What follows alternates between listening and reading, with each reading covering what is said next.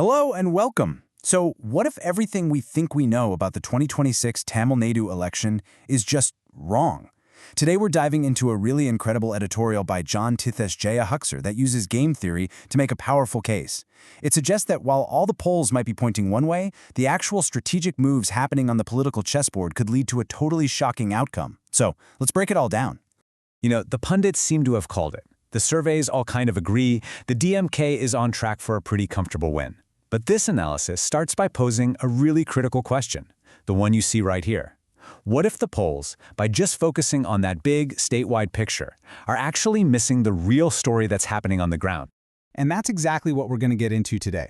We're going to unpack a fascinating game theory argument that says the entire architecture of this election has quietly shifted. Now, this isn't a poll forecast, not at all. It's an exploration of how the strategic choices of all the players could lead to a TVK breakthrough, not in spite of a three-way fight, but believe it or not, precisely because of it. Okay, so let's start with the central puzzle of 2026. The conventional wisdom, right, it goes something like this. A new third party, TVK, jumps into the race, and they just split the opposition vote. Simple, you think? This basically hands an easy victory to the incumbent DMK. But this entire view assumes that the old rules of Tamil Nadu politics still apply. This analysis argues they just don't anymore. I mean, for decades, Tamil Nadu politics was a really straightforward two-player game. You had the DMK on one side, and you had the AIMDK on the other. And in a weird way, they needed each other. That whole, if you don't vote for us, you'll get them logic kept the whole system closed. But now, with the entry of Mr.Vijay's TVK, which has flat out refused to be absorbed into either camp, we're in a completely new three-player contest, and that changes all the incentives. So this brings us to this new three-player game. You could say TVK's entire strategy can be boiled down to one single thing: refusing to play by the old rules. And as we're about to see, that one decision has totally reshaped the entire political landscape. And you can literally see that strategy unfold on this timeline. TVK just systematically closed every single door to being co-opted. First, they labeled both the DMK and the BJP as adversaries. Then, and this was crucial, they turned down a massive offer from the BJP. We're talking 80 seats and the deputy CM post. Finally, they just announced they'd go it alone.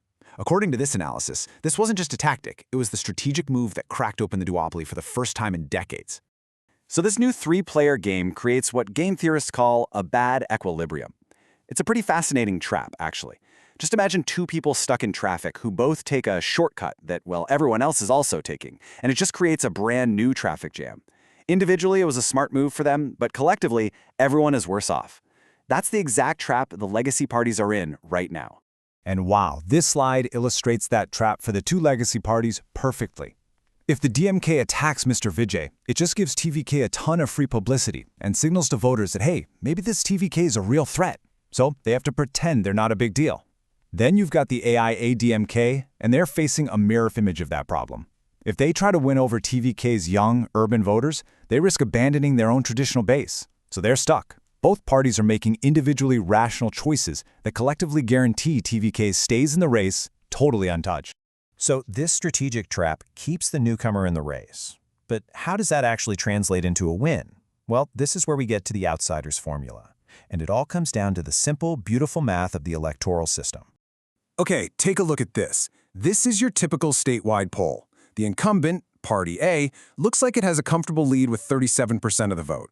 The main opposition, Party C, is sitting at 27%, and the newcomer, Party B, is kind of a distant third at 23%.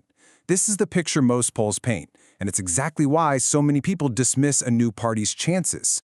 But this next slide, this is where the flaw in that thinking gets exposed. You have to remember, you don't win a statewide popularity contest, you win seat by seat. And in Tamil Nadu's first-past-the-post system, a party can win a specific urban constituency with just 34% of the vote. So suddenly, that 23% statewide average for the newcomer, it doesn't matter, not if their support is highly concentrated in all the right places. This is the analytical core of the entire argument. Geographic concentration can absolutely beat a higher, more spread-out vote share. And get this isn't just some abstract theory. Tamil Nadu has literally done this before. Twice. In 1967, the DMK, an 18-year-old party, swept a Congress-dominated system. Then in 1977, MGR's AIA-MDK, which was just 5 years old, won an outright majority in a four-cornered fight. In both of those cases, a newcomer refused to be co-opted, ran on their own, and won. The parallels to TVK's 2026 strategy are, well, pretty striking. So, we have the math. That makes sense. But how do you get millions of individual voters to all coordinate and back a newcomer at the same time without them feeling like they're just wasting their vote? This is where the psychology comes in, and it is fascinating. All right, so the key idea here is this concept of common knowledge. It's not enough for you to think a new candidate can win. You have to believe that your neighbors, your colleagues, and everyone else also believes they can win. I mean, otherwise the rational choice is to just stick with a known winner to avoid wasting your vote, right? So how is this common knowledge actually created? Well, it happens through these huge public signals that everybody sees at once. Just imagine you're an undecided voter for a second. You see these massive crowds at TVK rallies. You hear about a leaked survey from a rival party that admits TVK has a solid base. You read the news that the BJP offered them 80 seats and they were rejected. These aren't just news items, they are signals telling you, hey, you are not alone. It's how millions of people can coordinate their decision without ever speaking a single word to each other. And this all leads to a tipping point. So at first, support is low, and that wasted vote fear is really strong. But once that support crosses a certain threshold, the analysis here estimates around 23 to 26%, common knowledge kicks in.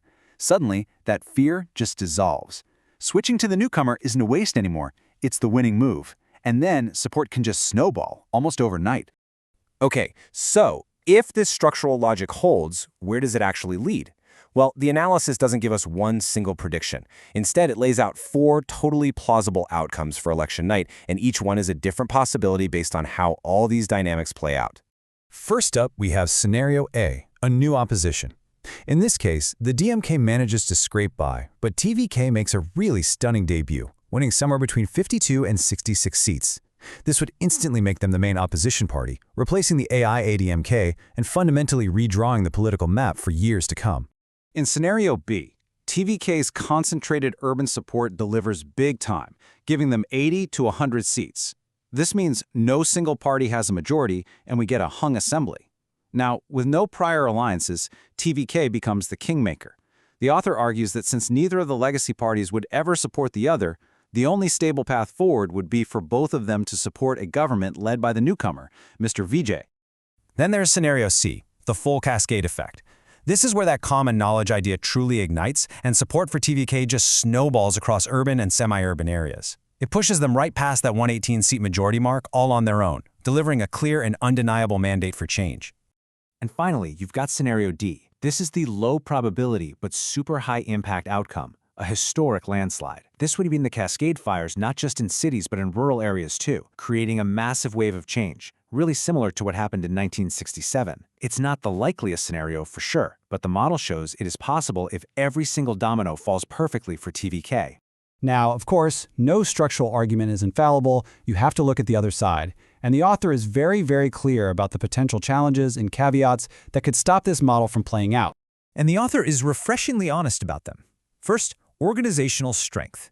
Is TVK's new booth-level machinery really strong enough to compete with the DMK's massive 21-party alliance? Second, voter psychology. Will that inexperienced narrative sway risk-averse voters at the last minute? And finally, incumbency advantages. You absolutely cannot discount the power of existing welfare schemes or that last-minute cash distribution. These are all very real headwinds blowing against this theory. So, at the end of the day, this analysis doesn't give us a certain prediction. What it gives us is a framework of probability. It argues that TVK isn't just a spoiler, but a player whose potential upside is being structurally undercounted by all the conventional polling. The pieces are on the board, the strategic logic has been laid out, which leaves us with the ultimate question: has the game already changed?